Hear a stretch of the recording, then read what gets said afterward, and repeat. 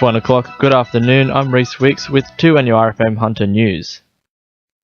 Comanchero's bikie leading member Mark Buddle is facing multiple charges after he was arrested yesterday by Port Stephens police at Newcastle Airport. Police were tipped off after customs officials searched Buddle's luggage. Constable Justin Hirano from police headquarters says Buddle was attempting to leave the country.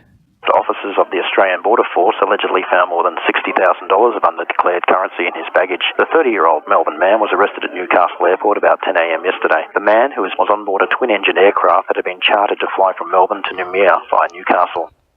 Lawyers for a Wallsend mother accused of murdering her 6-week-old child have told Newcastle local court she's suffering from a severe psychological condition.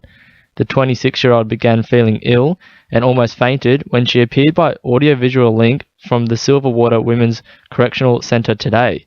She's alleged to have cut her daughter's throat at a home in Curry Street last Friday.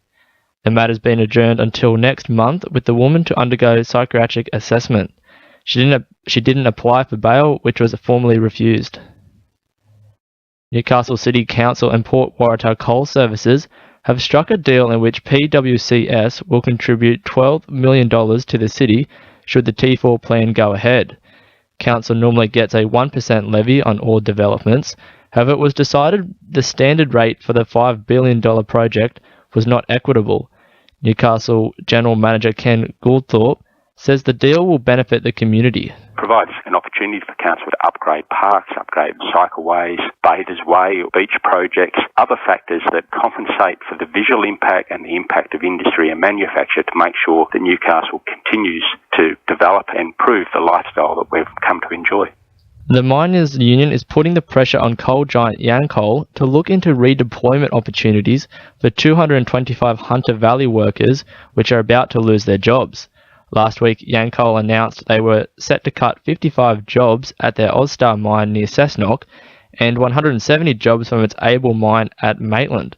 CMFU District President Peter Jordan says the union is hoping for a response today. We're seeking that Yancoal provide to us in writing responses today on each of those items because we're very eager to be able to want to go back and do a report back to all of our members at that underground mine. We're also seeking a formal meeting back with the company on Friday so that our members can understand exactly what is happening at that mine site. Urban Growth New South Wales is asking the community to come forth and have their say on the revitalisation of Newcastle, including the disused heavy rail corridor. The state government organisation and Newcastle Council have agreed to terms for a 6-week community engagement plan, which will give locals an unprecedented say on Newcastle's future.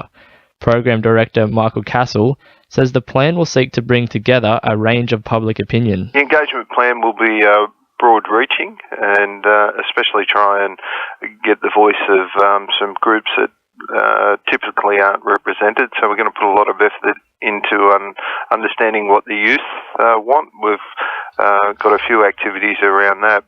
Port Stephens residents have shown their frustration with more than 30 locals coming together to stage a protest at council meeting last night.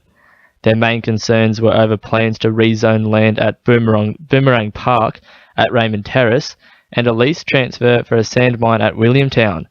Port Stephens MP Kate Washington says its necessary action is taken to resolve community concerns. It is time that we had independent oversight, and the Minister for Local Government, Minister Toole, needs to act. And if he won't act to protect our community from corruption, then the Premier needs to act. In finance, the All Ords is up 55.2 points at 56.26 and $1 Australian dollar is buying 73.36 US cents. Sport, thanks to our sponsor Warners Bay Sports Club. Newly appointed Newcastle Knights interim coach Danny Badiris is set to face his first test at the helm this Sunday when the side takes on the Dragons at Jubilee Oval. Carlos Tumavave replaces an injured Jared Mullen in the halves, with Kurt Gidley to resume at fullback, while Tyler Randall joins a 4-man bench following his return from concussion. Badiris says the onus is now on him to reverse the team's fortunes. I'm confident what I can do. I've got 6 weeks to enjoy that and turn a few things around and get some smiling faces.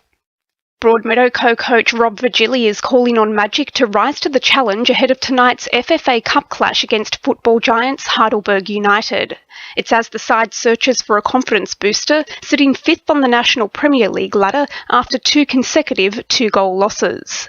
And Newcastle Hunters forward Ryan Beastie has taken out the Waratah Basketball League Youth Player of the Year award after notching up an impressive season average of 14 points, 8 rebounds a game. That's sport. I'm Belinda Delas Harris. 2 NUFM news time is 1:05.